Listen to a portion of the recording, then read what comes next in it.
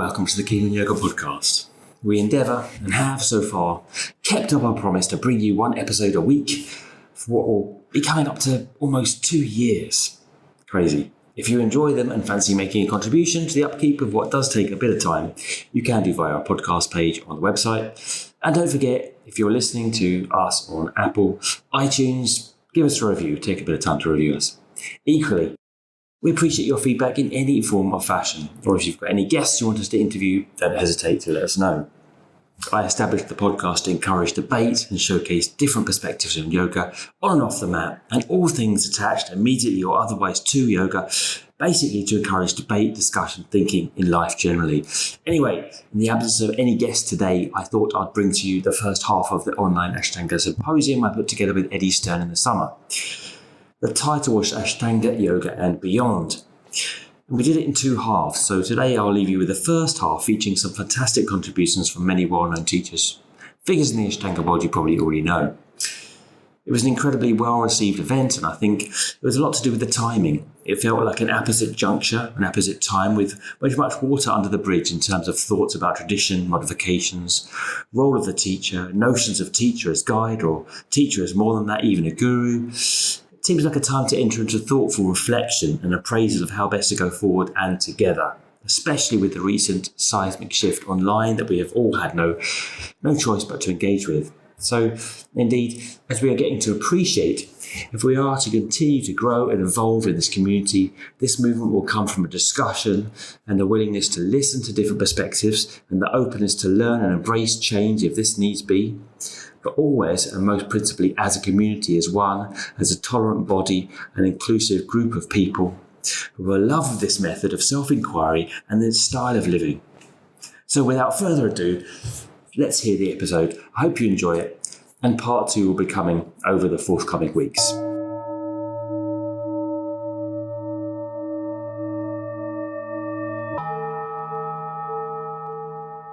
Just before we start, a very big thank you to all of you for doing this.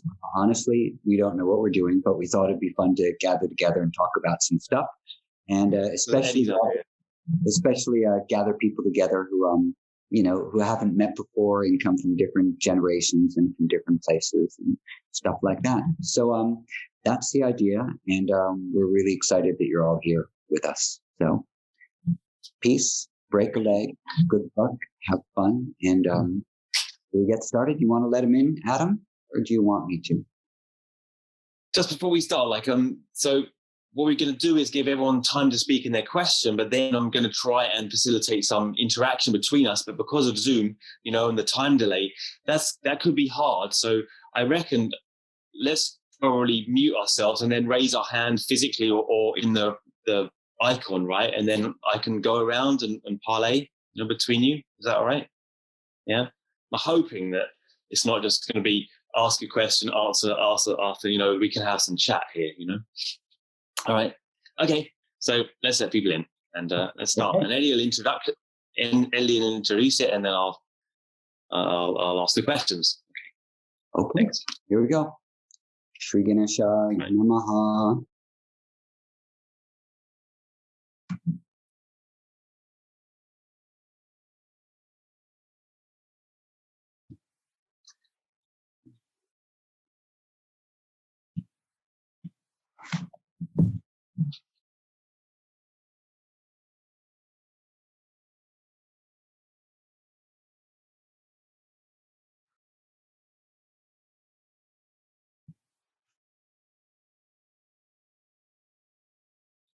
So welcome to everyone who is currently signing in.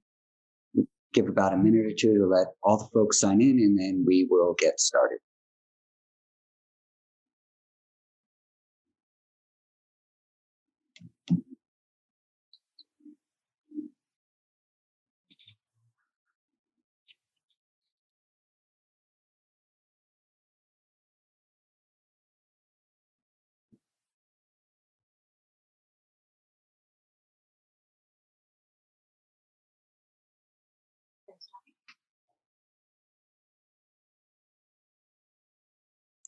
Hello, Amy Echo. Yeah, you're welcome to write things in the chat box. Obviously, you can do that. Otherwise, it's a kind of disembodied audience. Yeah, let us know where you're signing in from.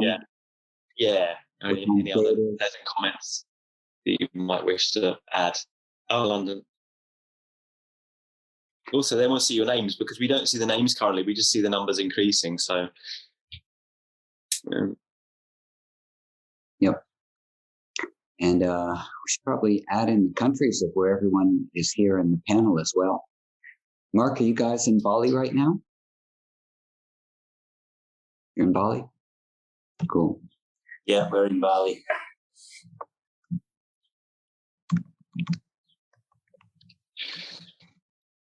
Not East London. That's a very specific definition. Totally.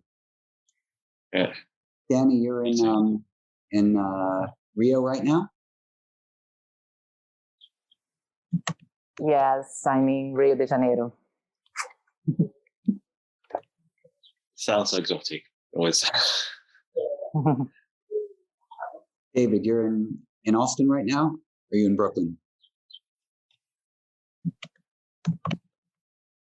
I'm in Austin, Texas. Right on. The spiritual hub of the world. I know. It's where, all things converge.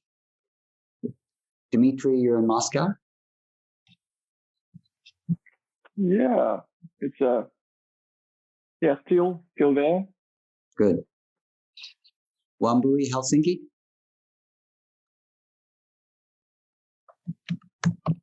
Yep, still here. Right on. Tara, where are you? Yes, in Italy, still transitioning. Okay. Yeah. Where in Italy? In Sicily. Sicily. Nice. Chandana, where are you at? I'm in Pune. Hey, nice. The dogs. Yeah. I'm on the 16th floor and the dogs are like, yeah, it's so loud. Adam, I can't rename you. That's all right. Don't worry. Okay, cool. You're just all over.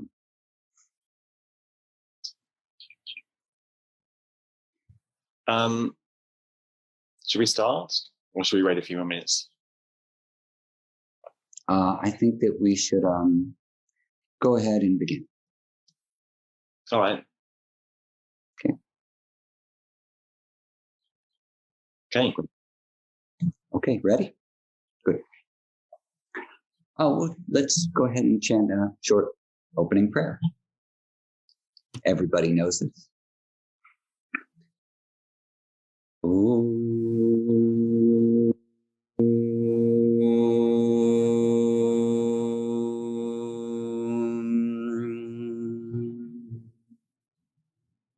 And I think we can all chant this together.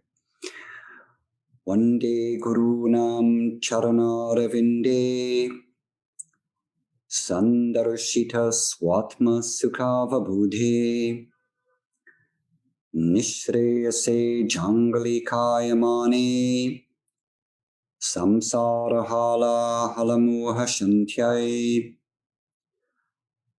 Abhahu Purushakaram Shankachakrasi Dharinam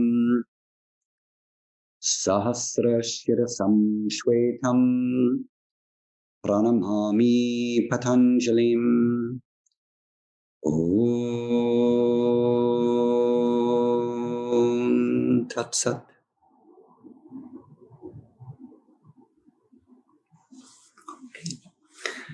Good morning, good afternoon, good evening, wherever you happen to be. And thank you everyone for joining us today.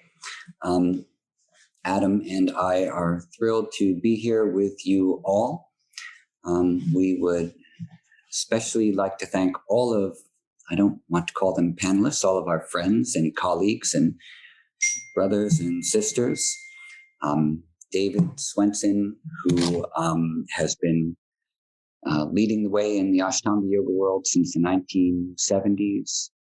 And Danny Saw in Rio, and my good friend Dimitri in Moscow, and Chandana in Pune, Tara in Sicily, Wambui in Helsinki, and Mark and Deepika in Bali. A wonderful wonderful group of people who have been dedicating themselves to this practice and its teachings, like many of you who are joining us today. One of the ideas that Adam and I had behind this gathering was to collect a intergenerational and diverse group of people from all around the world to talk about important issues, their feelings and thoughts and ideas of things that are occurring in our yoga world, in the larger yoga world, and address it in a way which is relevant to the time we are in now, 2021, as well as perhaps looking a little bit back towards where we came from. As Adam has said, one important way of understanding how we need to direct our path towards the future is to understand what our past has been. And so there's been a lot of self-reflection which has occurred in the Ashtanga Yoga community over the past couple of years. But of course, more needs to be done, and self-reflection is an ongoing part of yoga known as swadhyaya. So we will self-reflect, we'll discuss. This will be an engaging discussion. And, we want you all to feel like you're sitting with us in a living room and we're hanging out talking about things that are important to us. I want to just add one other thing as we begin the discussion today, that, as yoga practitioners, we're all very concerned with how we can create a more just society for ourselves and for the people who live in them.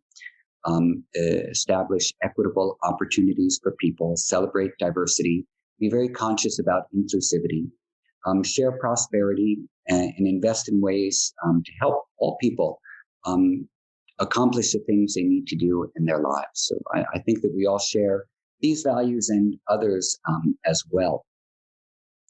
We've been thoughtful about inclusivity and about a variety of voices for these talks. But I also want to add that today is June 19th. In America, this is called Juneteenth. And this is a very important day, a deeply important day in the abominable history of slavery in America. In 1863, on January 1st, Lincoln had the Emancipation Proclamation begin in full effect. Is that the slaves, there were 3 million slaves in America at that time, were all freed.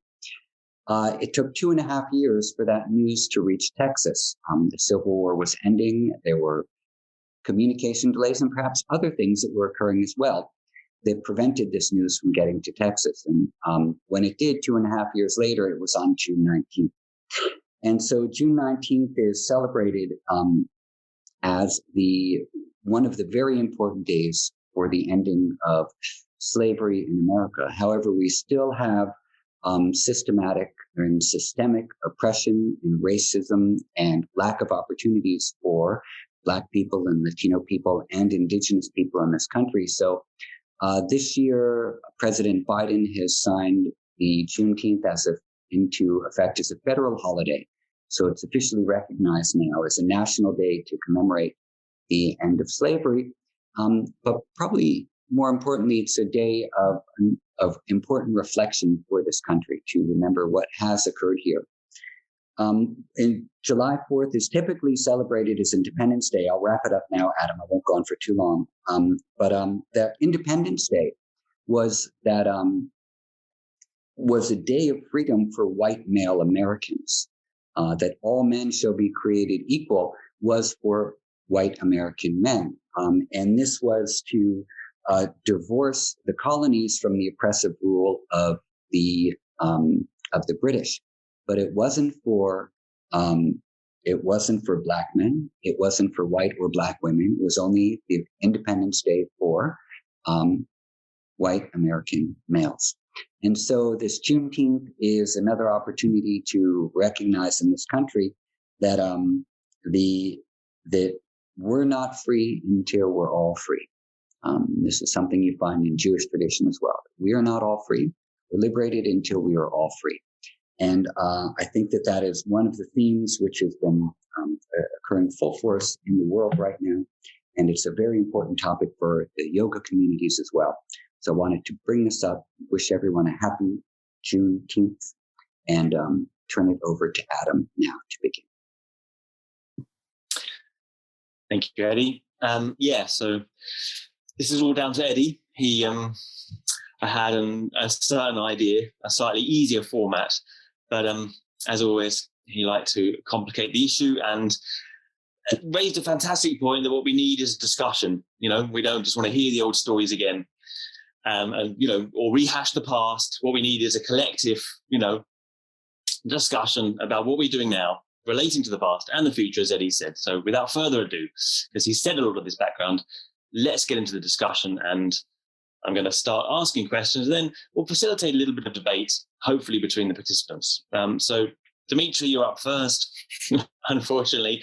And the question I'd like to ask you is, how is the guru Shisha or student-teacher relationship relevant to our current day? Thanks, Adam. You're welcome. Just listening to Eddie, I felt again like 20 years back, I had a dream. How he said, I have a dream. And the dream was to go to India and to find a guru. And now I felt it again, like that time. So it seems like it's still there. It's still kind of needed. Of course, it can't be the same. That's why we're here.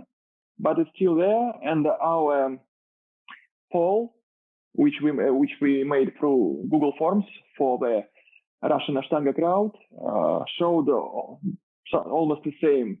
60% of people said yes to the question, I will travel to Mysore to practice with Guru at the first opportunity. Yes, 60, even a bit more, 60% will go. 40 will go, but 40 will not go because of, they are fine to practice with local teachers and so on, etc. But in Russia, it's nice that Russia is first the discussion, because it's kind of different here. I mean, politically, and it's more like Eastern country than Western, somewhat in between. So people are here quite fine, and they still have so not much changed. And one of the reasons, about like 10% of Russians speak English good enough to get the general idea of the situation we are meeting here. So speaking, language better. So I can relate, but I'm also famous for being politically incorrect and so on. So it's better that I don't speak much. Yeah. Thank you, Dimitri. Thank you. Do you have any other thoughts, or anyone else, about the level of the degree of instruction that can now be offered for a teacher? So I suppose my question is also about whether the guru is the same as it was. Can we expect someone to caretake our lives as perhaps we once did? And what does it mean going to a yoga teacher now? The degree of instruction, the amount of involvement they can have in our lives. Anyone else want to say anything about that? And there was a particular one-to-one relationship. Eddie. If you want to say something, please raise your hand. And David raised his hand. Yeah, Texans always have something to say. Well, my personal belief is the guru is not a person. It's the practice itself. And I believe it's a mistake to look up to a person, be the one to guide us, because people are imperfect. The duty of the guru or the teacher is to inspire, to encourage, and to facilitate the practice. Through practicing is where the student gains the learning. The teacher is there to facilitate the using of the tool, but it's a mistake, in my opinion, to view that person as the source. because even the teacher is just channeling to us information. But they in themselves should not be the idol to which we bow to. Their duty is to encourage, inspire. So the teachers that are able to achieve that, that's a good teacher. But also a good teacher creates thinking students, but the best of teachers create students that don't need them anymore and can stand on their own. So that's all I wanted to say about it. I won't go on further. That's great. Thank you, David. Would anyone else like to comment?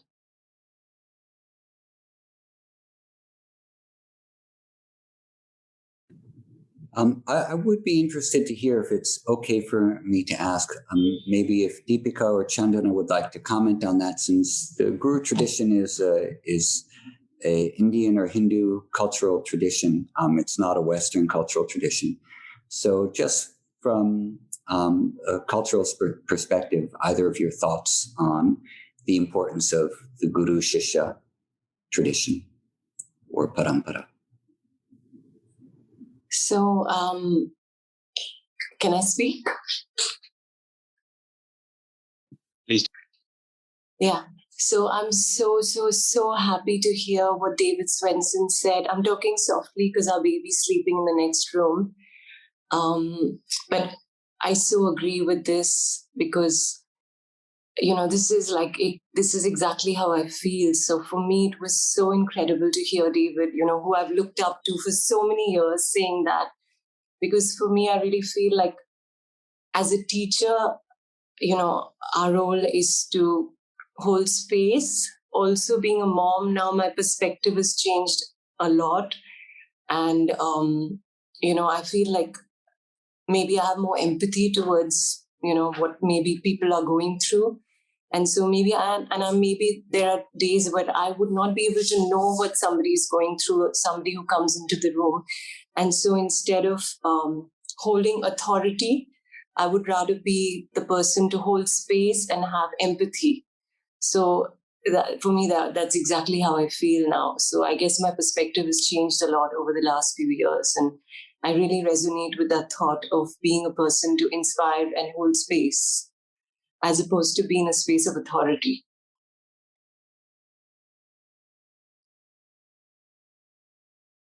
Chandana? So I grew up, again, still in touch with my English teacher.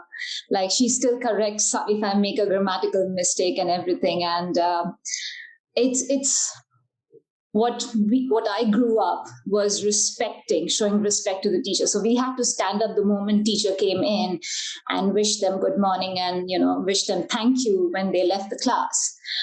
But as David said, that holding someone to that pedestal, because also what we are doing, we are also constantly learning. It's not that we are done. We are not the source. We are also gaining from the source, and we are becoming a channel. So it depends upon, I think, the age we are at. As a kid, I looked up to my guru, I looked up to my teacher, and I'm still in touch with them. I still call them. But now it is always about seeing them as a guidance, seeing them somebody who is going to lead me to what I want to become as. So that is how I feel.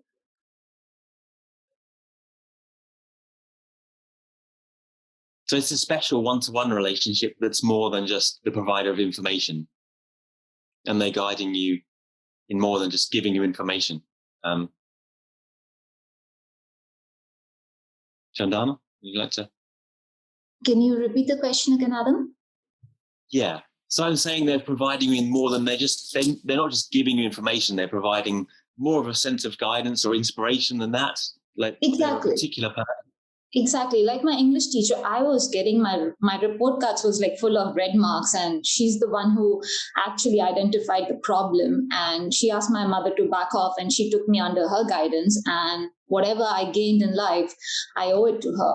So I will always hold her at a very high pedestal. So, that is how I look as my teacher, look up to my teacher or my guru. So, yeah.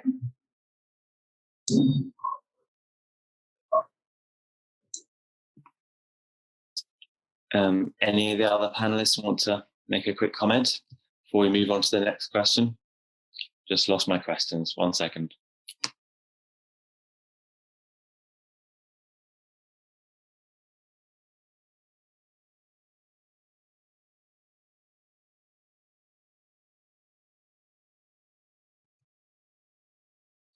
Any other questions, answers, comments?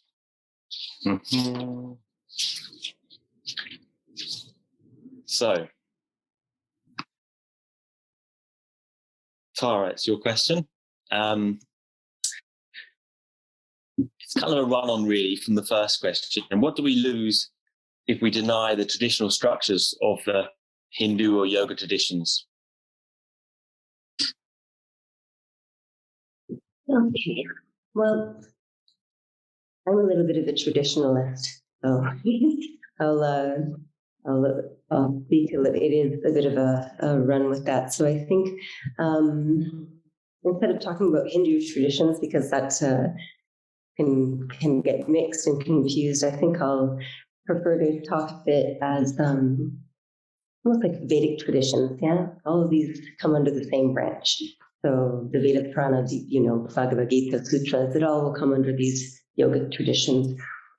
And as most of you already know, right, it's considered the manual for human life. So, I feel like if we deny the tradition and we just want to have the outcome, then it's almost like, it's almost like having a fruit tree, and just taking the fruit and not watering that tree. So you have the immediate results, but then they fade away quickly. And so if you don't last or care for that tree, right? Like you can go to the store, you can buy that apple, easy, or you can plant the tree. So if you buy the apple, you're continually dependent on other people. So you have to keep going back to the store, Maybe they don't have the apple one day. Maybe it doesn't work, who knows? But if you plant a tree, and you water the tree and you take care of the tree, then you have the fruits again and again. It keeps growing. It's organic. It's natural. Yeah. And so I feel like a practice that's rooted within these traditions is incredibly important to find the depth, find the roots, to gain the depth of our own practices. So it's not just staying on a surface level. Like how do we get to that, right? So if we follow Dharma, Dharma will protect us. Yeah. Almost like if we don't practice, we won't be protected. Yeah. But it's similarly, how are we practicing and what are those practices? So it's just I do believe that having staying under the lineage, and when I'm saying the lineage, I don't mean a specific person or an idea. I mean the deeper roots. Yeah, the deeper roots of yoga, not just the physical asana, the gateway as we come into it. It's what's beyond that. All of where we're learning that from our teachers rooted in these Vedas. Yeah, are they just reading a translated copy from a translated copy from a translated copy, and that's what we're bringing in, or is it coming from the roots? So all of that's my beliefs. Yeah. Because tradition never loses, right? We may lose tradition, but tradition never loses. Do you think we should know the context of what we're doing? Does it make a difference if we know within the context of the asana what the roots are in terms of our aims and our intentions maybe towards the practice? Or can we just do asana and we'll get the results just doing it? Or ought we to know something about, intentions? Otherwise it's just another way to progress in a kind of materialist, capitalist kind of manner in some respects. Anyone? Go ahead. Tara, you go ahead first. It's your I was like, okay, sometimes it's where everyone's at. Where's the student at, right? If someone's going to come in and say, I want to learn Surya Namaskar, you're not going to start throwing text at them and say, here, read this and this and this. It's, first breathe. learn to breathe. Start slowly. Yeah, but at some certain points, I think that root needs to come in. Yeah, some of the deeper practices. Yeah, mantram and yeah. So that's my belief. I'll keep it like that and jump back in if need be. So if anyone wants to take over, feel free.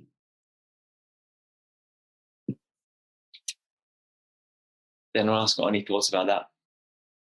Contextualization, the necessary contextualization of what we're doing? Or can we just practice and it'll just happen to us? Dimitri.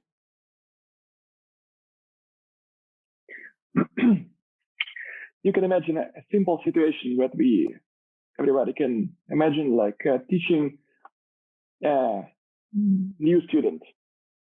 It's like when you teach him, you will say almost every one of you or our listeners almost same, like ekam, inhale, even not ekam, like inhale, arms up, and so on. You will teach him Surya Namaskar. But me or like you or anyone, for example, will say almost the same words, but the feeling will be, I think, very different there. So because the context, which we are, how deep we are in it, affects it's like you can say non-verbally. The student, it's like evidently will feel, it might be even subconsciously, how you're teaching from the deep, or like just like the drill. It will affect you 100%. So that's how I see the teaching these days when I teach new students. It still amazes me how it affects. Yeah, I don't say them, oh, I went to Mysore, oh, I know this and that, but it affects. That's, for example, the context there. It's effect. Thanks. That's it. Thanks. There was some good points there. Anyone else?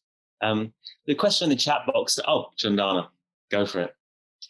As Tara said, that the first time when a student comes in, we are going to start with ekam, inhale. But as Dimitri mentioned, the intention of the practice is what matters. Like, why are you practicing? Where is this practice coming from? What is the meaning behind why are you doing this? What are you looking for? So yes, traditions are important, but it has to be introduced to the student when they are ready. Would Wambui or Mark or Danny like to weigh in on this? Wambui, I see you nodding your head.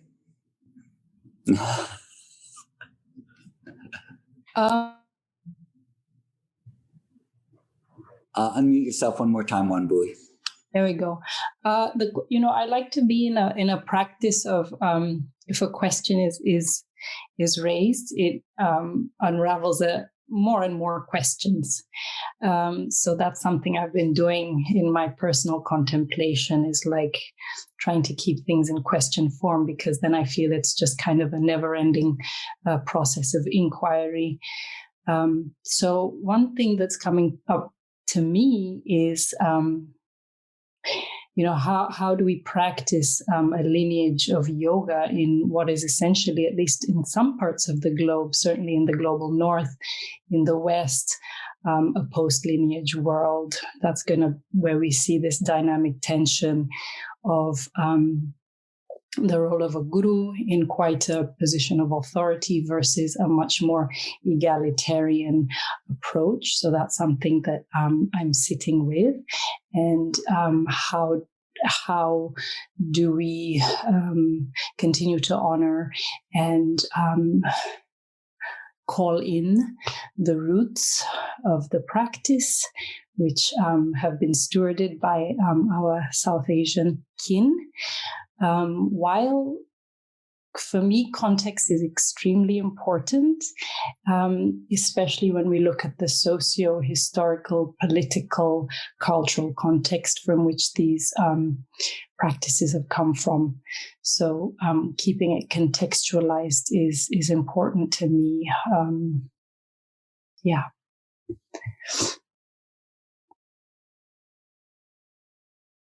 Thank you, Wambui. Sorry, in the chat box about the inspiration of the teacher, going back to our first point about the teacher and David's point about providing the information or disseminating the subject. Is there something more about, a charismatic figure in your life, an inspiring figure, and how charismatic should that figure be to risk overpowering your own discovery and the asking of your own questions?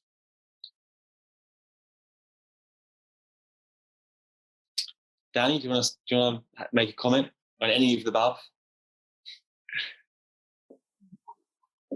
As Wambui said, now it's very important to have like a guru, a person to guide you, but it's not a principal part, about the path. So, but I think it is important to have a lineage. It would be my question, but I think it is important. We live I live in Brazil. People don't know about Hindu religion or something. So the first impact, I think, is the asana, the physical part. But I think when they start to practice, everything's changed, like Chandana said.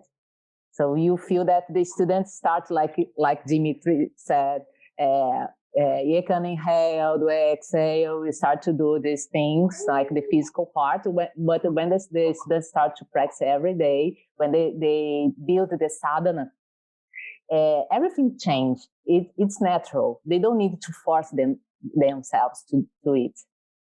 So I think this is important. But I think the lineage is important to keep it. Just part. Thank you, Danny. David.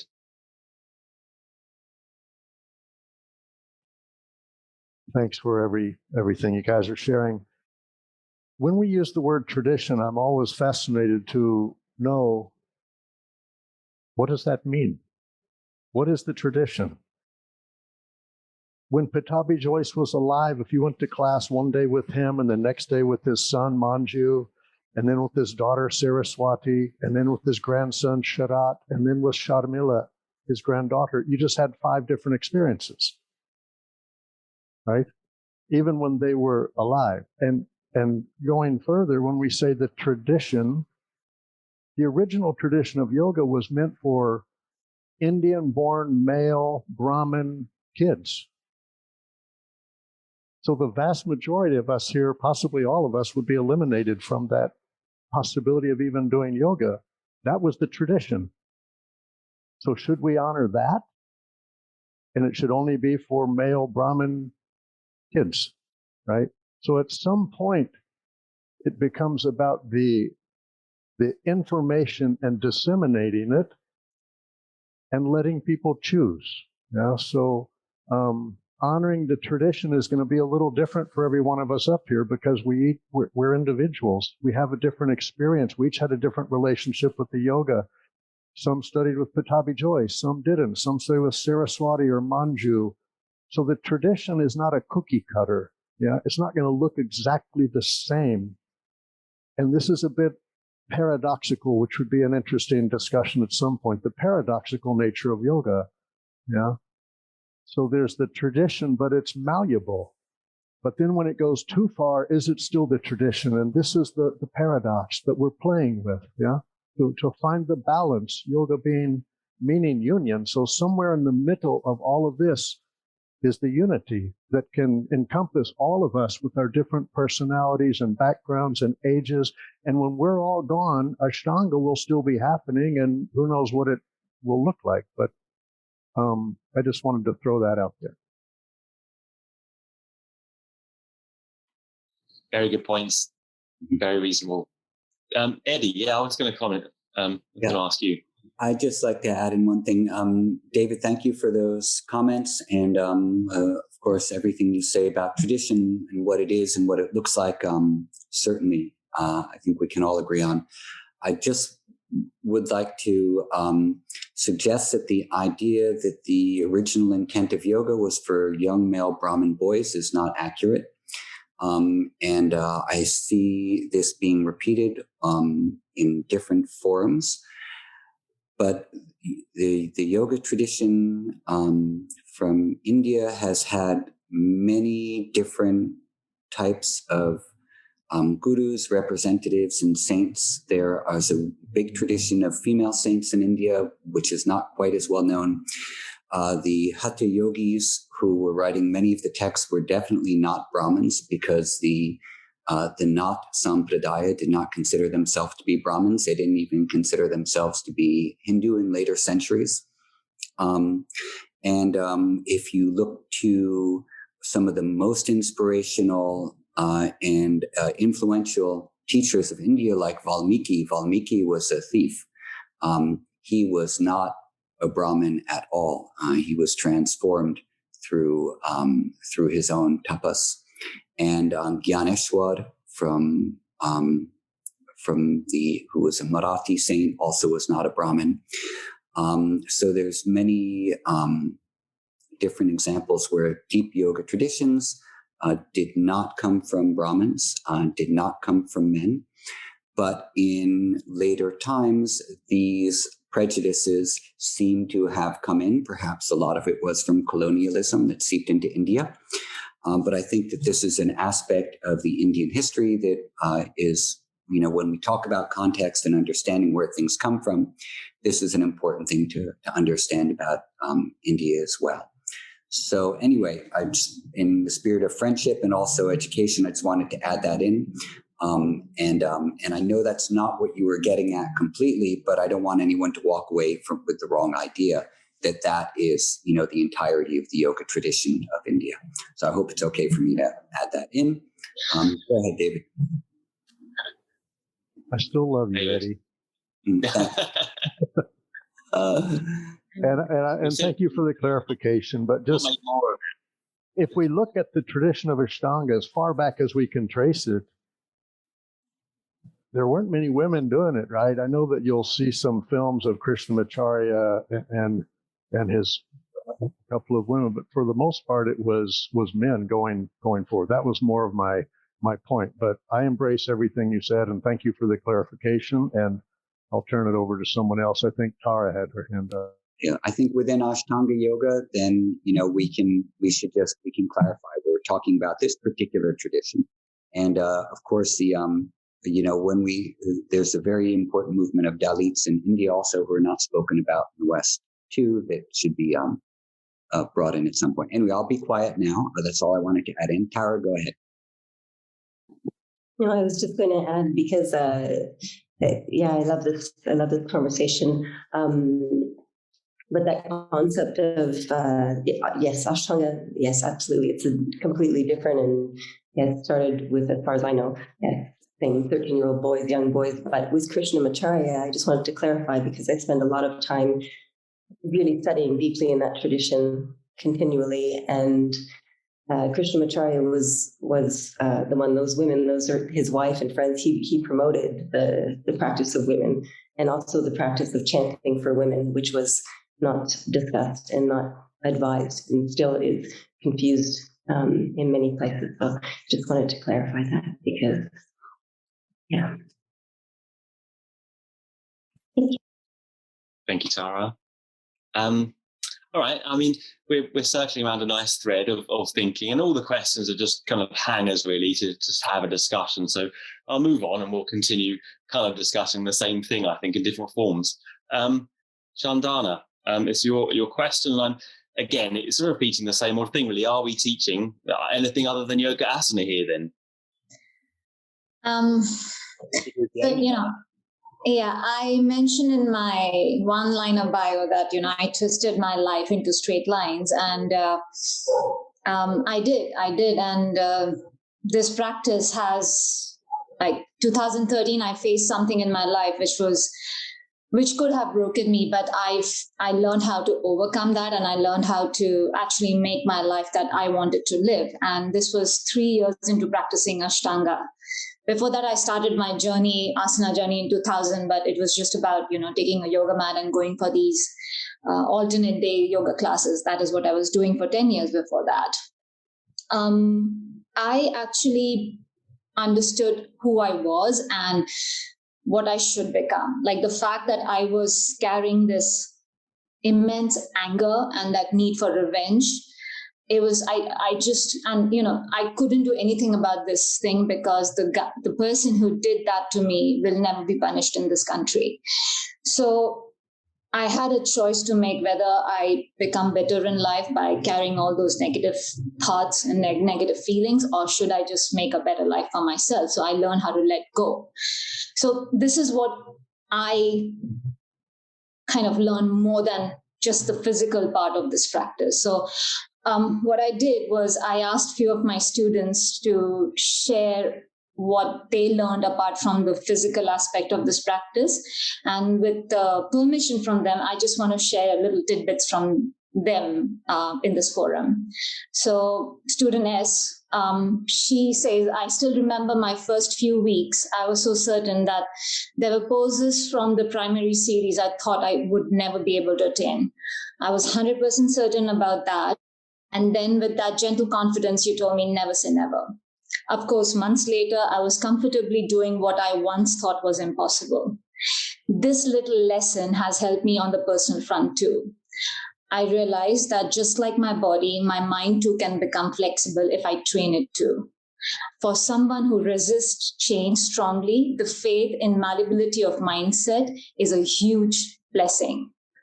Then student M, this practice teaches me discipline, managing my 9 to 6 corporate job, a home, preparing food, commute, health to be social, and life in general doesn't feel overwhelming. The practice taught me discipline to manage everything, taking responsibility of things and not get away with those that I don't like. Just like I cannot get away with the asanas I don't like. Student U, better awareness of food habits, starting with being more mindful of the food I consume, eating only when I'm hungry and reducing junk food intake. Also enjoying what I consume with grace and happiness. Deeper breaths, calmer mind, thoughtful responses, and clarity in decision-making. Deeper connection between body and emotion. Understanding energy blocks and improved capability of working through them.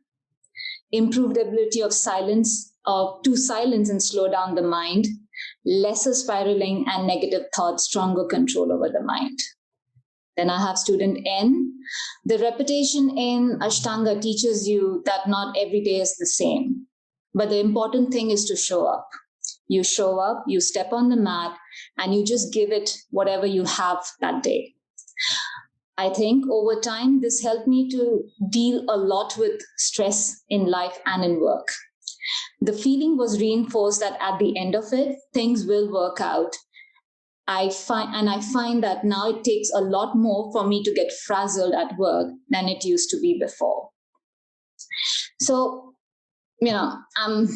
it's just like, when we start joining the dots, when we start writing the letters, we always make a crooked line. But then slowly, as we set our intention, as we become more aware of ourselves, when we meet our limitation, when we meet our fear, when we meet ourselves, when we understand ourselves, we learn how to enjoy our cursive writing. So that is how I feel. That's it. That's very nice. Thank you. I think it's circling around the same idea of tradition, really, and how you would inform. I mean, when you're teaching the asana, or you're just teaching the asana, especially you're in India, or do you try and contextualize it? And then if you talk about tradition, like just as we're talking, how do you, is it the Krishnamacharya or Batavi Joyce tradition, or do you frame it in a broader context? Or do you do that at all? Or do you just teach them the asana and that's it? And let them come to it? As I said, I have never studied with Batavi Joyce. So for me, Guruji has always been Sharad Guruji. Okay, so that's one thing. And the way I was taught, I was always trusted that, I went to Mysore with a lot of limitations in my mind. I lacked a lot of things, and slowly I overcame it. And when a student walks into the class, it's not just about, okay, he or she is here to do yoga asanas and that's about it. There's a personal connection with the student, and they have been with me for years now. So obviously, this is not just limited to asana practice. There'll be more. In fact, it's as David said, it's about being like a guide to them. So no, it's not just the asanas. Like the intention of why they are coming and why they are dedicating that 1.5 hours to themselves or more should be made very clear. And I constantly keep on reminding them, why are you here? But how is this 1.5 hours or 2 hours important for you? Understand that. So I think it's more than that, than the asanas. That's great. I like that. Yeah. Let's hear a little bit. Let's hear a little bit from Mark. I see him keep on reaching over to. Well, no, I mean, Mark's got his question. We're also slightly lagging in the time front, so let's move on to Mark's question, I think. And do you want me to read it, Mark, or do you know it? How do we reassess so we will still retain some authority in the role of the teacher, so as to affect change in the student? Yeah, so my apologies that it's almost 11 o'clock, way past my bedtime here. So it would have been much better if I'd had my coffee, but I'll do my best.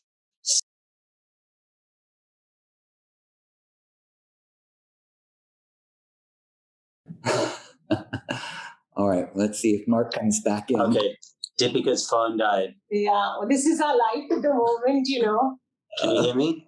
We can hear you. Yeah, hear you. Yeah. Okay. So for me, one of the important words in that question is the role of the teacher. So, in our lives, we all have different roles. So right now, my role is as a husband, as a father. I have my role as a son. I have a role as a boss to some people, friend to others. And so sometimes I have a role as a teacher, and as we all of us who are teachers here. And I think that is the important thing to understand, is that we go into those situations. It's like we play that role. People respect and they play their role within that relationship. And then once the class is over, then it goes back to there's, we're not being put on a pedestal. So, the role is finished and we go back to being friends or whatever it is. So I think that's probably been, with what's happening in the Ashtanga tradition, the lineage over the last, since 2017, after the whole Batavi Joy scandal, I think that really revealed to all of us that we had made that mistake of putting the teacher on a pedestal. And, that's, it's made us wake up to the fact that we can't do that anymore. But that doesn't mean that we don't have a role to play as a teacher. In order to learn something, you still need to give your respect to your teacher and put yourself in a position of being a student so that you can learn. So whenever I go to learn something, I respect and honor the teacher, and I put myself in that role of a student to learn. And when I'm teaching, I also expect the same thing from my students. But I think now, with what's happening in the world these days, I think one of the big words that comes to mind, or phrases that comes to mind, is decentralized knowledge. Just like we have decentralized banking, decentralized information, the same thing is happening in the yoga world as well. Like all the knowledge and power is no longer with the one teacher. Like for all of us, most of us here, I think, we had to go to India to get the information, or we could go to David Swenson's DVD. But basically, we had to go to India to get the information. But nowadays, really, that's not needed. You know, the information is all there. The transmission of it, that is something different. To really get the juice out of all that information, something different. I think you really need a teacher for that. And I think, you know, hopefully when the world opens up again and we can all learn from each other in person, I think we're all going to value that role even more so, that personal, physical connection. But I think a lot of the hierarchy and authoritarianism, a lot of that, I think a lot of that systemic stuff is going to fall away. And how this tradition evolves with all of that, I'm not sure.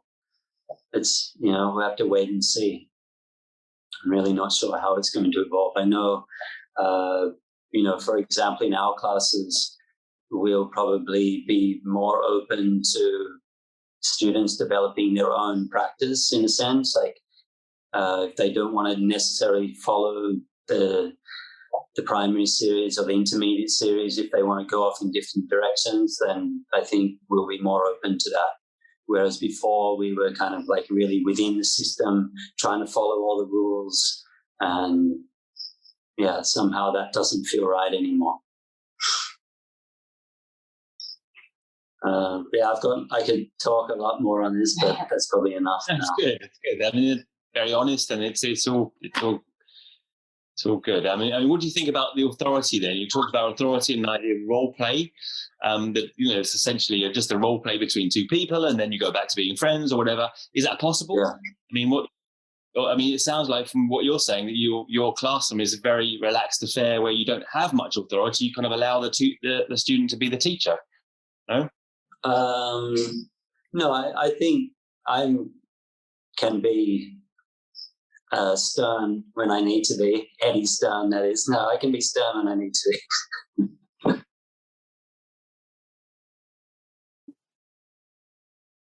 Danny.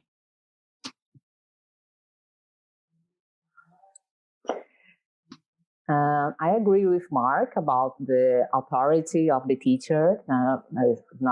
You don't have to put your teacher in a pedestal, but the respect is really important. And about, you don't need to go to India to learn, no, because now you have a lot of information. But sometimes you have to be careful about how information you are looking for, no, because nowadays you have internet. So everybody can be a teacher. So it's important to find a person that is real, a person that practices, that study in yoga. No, so I believe in Parampara, like we have Edister here, David Swenson, people that Adam, that learn from Patabi Joyce, learn from good teachers and have the right information. So I'm afraid about students that looking for many teachers or many information, because everybody today can put something on YouTube. And I think it's a kind of danger. So it's good to have like a source, to a person, a teacher that you respect, to learn from him or her. That's it. Thank you, Danny. And following on from that, there's an interesting question in the chat box actually. Someone's saying, well, where is it? Do you guys feel there's some kind of responsibility to keep some kind of tradition? I mean, is that something that weighs on you? I think that's a good question. Does anyone want to? I mean, I'm looking at the chat box, by the way, anyone that's watching, so please comment. That's a good question. Does anyone feel the weight of preserving something? And someone else mentioned in the chat box the idea that we should come up with some version of our own tradition as a connection between each other for something that's quite hard that we're trying to do. And we need something. Anyone? While everyone is pondering that, I'll just pipe in about the word tradition for a moment. The word tradition basically means something which is done the same.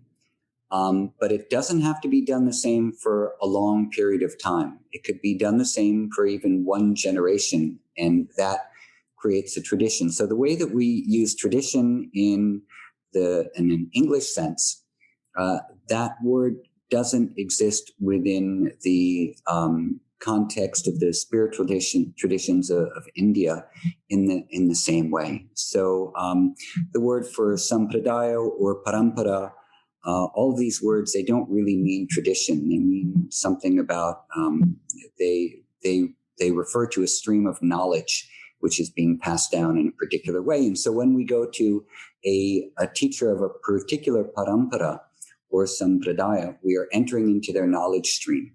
And then when we follow what they instruct, we're entering into that knowledge stream, and then that begins to work on us, transform us, or whatever word that you want to use.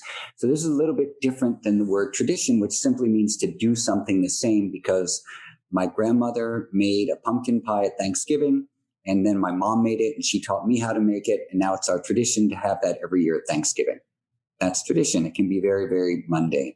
There's a little bit, so there are two different senses, and there's a lot of questions here in the chat room about what does tradition mean. So just to draw a distinction, that as non-natives, and I know this is something I bring up a lot, but as non-natives, when we start using words, I'm talking about myself now, that do not equate with how language is used in these, if you want to call them Vedic traditions or Sanatana Dharma or the yogic traditions, slight different meanings will come in. We superimpose different types of ideas. So that's just, the difference between a knowledge stream and a tradition. And then the last thing I want to say is that in our last 15 minutes or so, I know there are a lot of questions about what does tradition mean? What does Mysore mean? What does the Guru mean? And the topic of our conversation was Ashtanga Yoga 2021, which is where we are now and beyond. So maybe as we go into the last few minutes, we can think about that like a little bit more, like what did we actually want to talk about here for Ashtanga Yoga 2021? Like, and why did we want to do that? So I think everyone has said nice things about that so far, but just to hammer the point home one more time. Yeah, it's a free space. It's a free space for people to to create together, I suppose. Because also another word for tradition, certainly in the English culture, is conservatism. Keeping things the same. Something traditional is something that is kept the same. And let's move on. We haven't got much time, so David, you're up next. Would you like to speak on the purpose and role of adjustments? Yes, I'll just first make a comment on the previous. We have to understand what is the foundation of the practice we're doing before you can understand what you're trying to retain. Yeah. And personally, I break it down into what I call the 5 elements of practice. Ashtanga encompasses certain things. We have drishti, we have bandhas, we have specialized breathing techniques, we have a particular sequencing of asanas, yeah, and we have vinyasa. So when you combine those things, to me, that can form the tradition or the word or the recipe for mom's, pumpkin pie, but that's the recipe. This is choreography. My wife works in the world of dance. If she's staging a ballet, it has certain steps. So primary series is what it is. It's choreography. Tai Chi practitioners practice the same sequence for the rest of their life. They don't mix it up and suddenly make turbo Tai Chi or whatever. So there's elements within that, but even within that structure, there's space and room for personal expression. So I just wanted to mention that. And I don't want to spend a lot of time because I really wanted to hear from the other people more than hearing myself talk, but touch is human. It's human to touch. Yeah, it's been part of our tradition.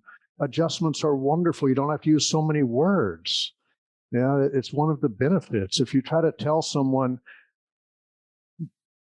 push down the base of your index finger, that's the finger between your middle finger and your thumb. The base of it is where the corner of your or you just touch there and say, press down here. You didn't have to use so many words. Yeah.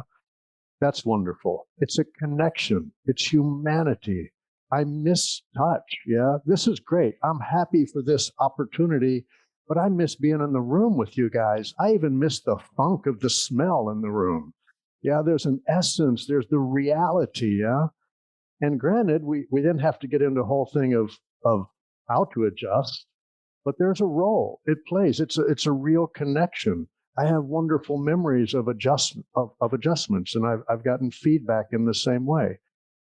If we look at an adjustment as a method or a way of creating a muscle memory, great. It creates a memory.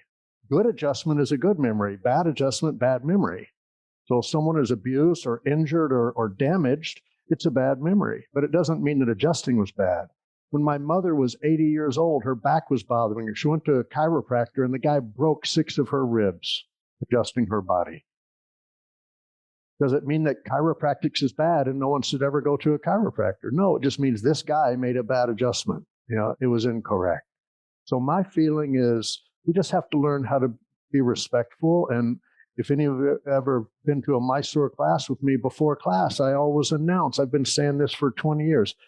If you need an adjustment and I don't see that you want my help, you get my attention, I'll come help you. On the other hand, if I come to adjust you and you don't want my help, you tell me to go away. Empower the student to have a voice. Yeah.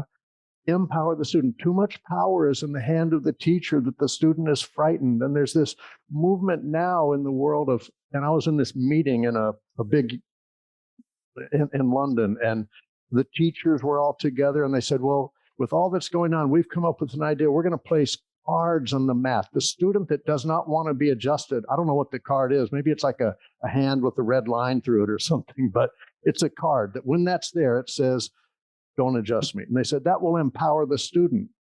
I'm not a fan of that. I say, no, it's not. You're enabling the student. That's where the problem, when they say, yeah, but the student's intimidated to speak to the teacher. I said, and that's where the problem is. Why is that there? Empower the student to know that they can look at the teacher and go, no, I don't want that. Yes, as Mark is saying, within there's a teacher-student relationship, but there's boundaries to that. Yeah, if the teacher is harming the student has to speak up.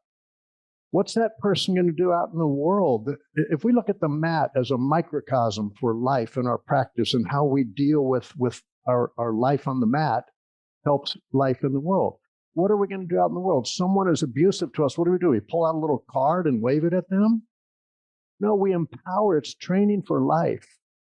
So yes, make adjustments, be respectful, get the student to give feedback, and then it's wonderful. So I'll stop there because I don't want to go on and on. And I know we're probably signing off soon. Just before we do, I say, you guys, this is great. I love you all. Thank you for letting me participate in this. It's an honor, and I want to hear from other people. Thanks, David. So do you ask someone now, David, when you adjust them? Has your idea of adjustments changed over the years? I mean, you've done it so long. Have you changed the way you adjust or the way you approach an adjustment? It would be interesting to hear that. Are you asking me, Adam? Yeah, sure. Well, I've run these teacher training courses for years, 20, 30 years, and I always teach the same way. I have a list of things you have to look for. Like, where do we adjust? And I've been saying this since I've been doing these trainings, probably 25 years. I say you always avoid the high voltage regions of the body. Certain places, if you touch them, you're electrocuted, so you avoid those areas you don't touch, yeah? You communicate, you ask, you look in, you understand, and what is the purpose behind adjusting? So my approach has always been the same. I look at myself in a Mysore room like an asana waiter. I'm the servant. Mat number 7 needs Marityasana D. And I serve them Marityasana D. I present them the asana, but it has to be done with respect. My goal isn't to just cram them in there and bind their hands. My goal is to facilitate their practice. I'm serving the needs of the student. The teacher is actually the servant of the student. We're there for their benefit, not for my ego, to make me all feel puffed up. Yeah. So my approach has always been the same. So I've always had this attitude about, and I understand there's heavy-handed adjustments or miscommunications and missteps and things, but it doesn't mean adjusting's bad. It's just something went wrong in the lines of communication where it became one person was just imposing on the other. Like the waiter comes out and goes, I don't care how you ordered that food. This is what you get. Oh. It's not like that. We're there to, and it has to be sincere. But again, there's a respect, and this is the balance we walk between teacher, student, and there needs to be some control, but with respect. Thank you, David. I'm conscious time is getting on. I think if you're watching in the audience, I think we'll probably approach this question again in some form or fashion in the next panel that's coming on. But I want to stick roughly to time. So Wambui has the last question today. Okay, so trying to get this all in. Eddie, I'm really glad you brought up Juneteenth, and I do just want to take a moment to read this real quick. The Senate unanimously voting to make Juneteenth a holiday should confuse you. So-and-so reminded us, this is an Instagram handle, reminded us that gaslighting is making Juneteenth a federal holiday while simultaneously attacking Black voting rights, endorsing state-sanctioned violence, dismantling the social safety net, and passing laws to prevent schools from telling the truth of our racist history. Don't be fooled. We've got work to do. May Juneteenth be a call to action to never stop until we're all free.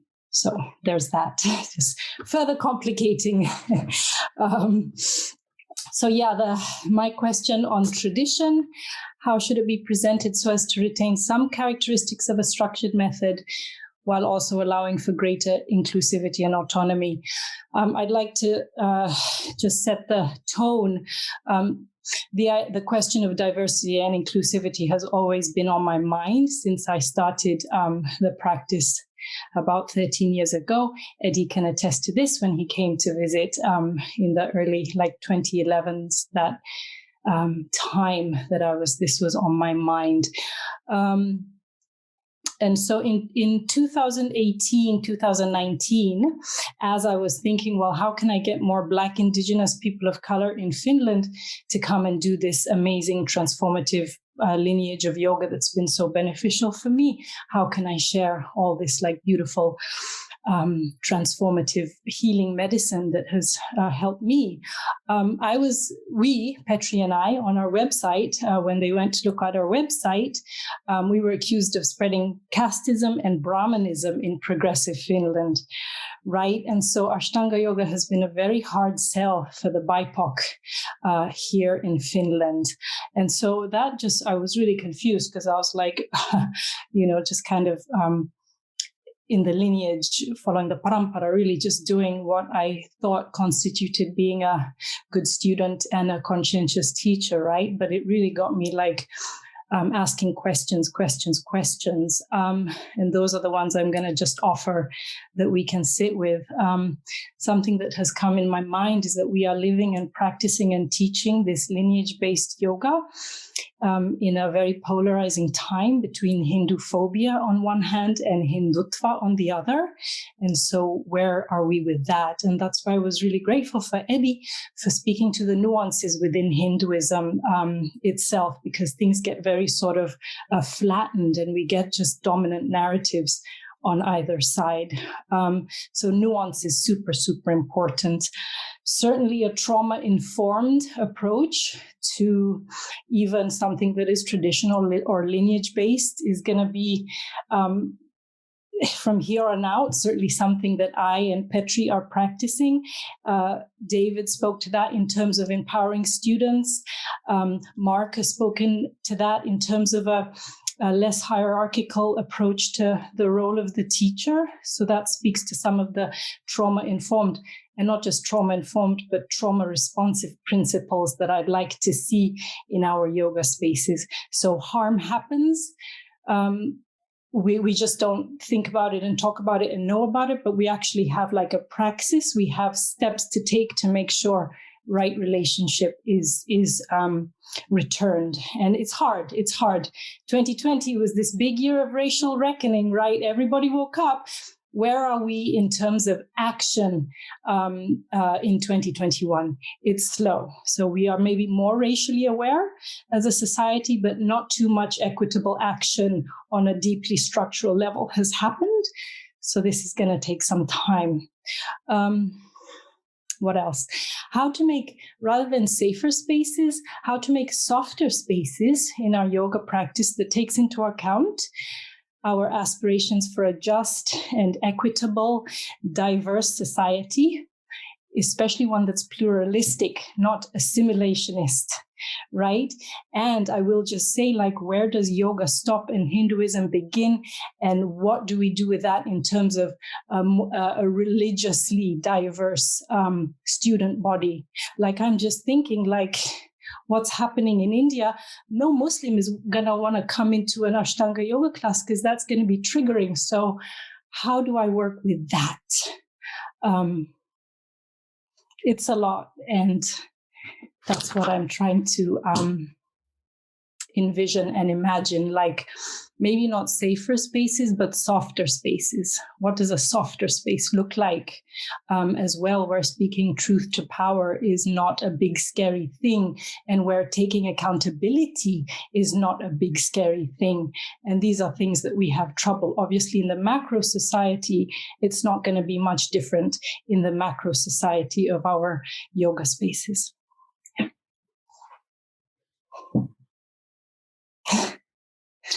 Oh, I tried to pack it all in.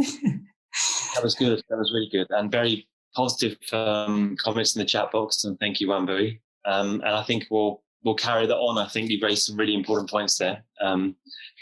Wonderful. And well, I suppose I would like to stick to time. And we've got our next panel in 10 minutes, more or less. So I just want to say thank you, everyone, for coming. And I'll leave Eddie to say one little final note. And thanks again for the audience for listening, and some great interaction. We didn't expect such good questions and interaction there as well. Thank you. Great. So thank you all very much, participants, for all your comments and questions, and all of the teachers who are here speaking today. Wambui, that was a fabulous summation of everything that was said today, as well as your own thoughts. So thank you very much for bringing that to us.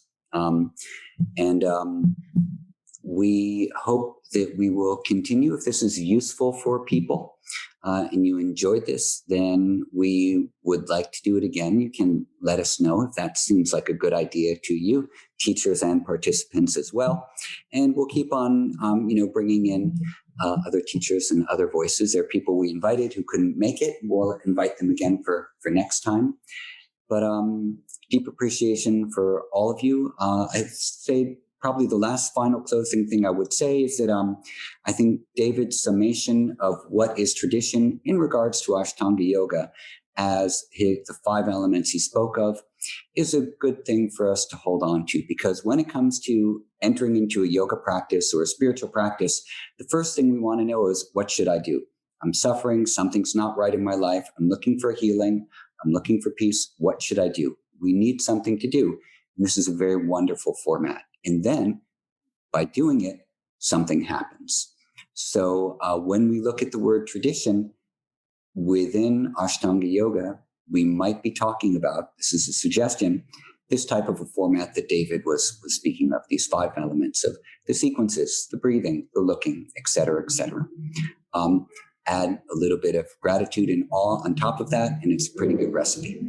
And then put on top of that all the questioning that Wambui brings in, then that's very important too, because as soon as we think we don't have any more questions, then we might think we know everything, and that's a dangerous place to be. So I will stop there. Thank you all very much. And everyone who's staying for the next panel, thank you. Everyone who's leaving, thank you. And all of the teachers here, you guys were all phenomenal, amazing. Thank you. So a few minutes break, and then we'll see you at 4:30, everyone.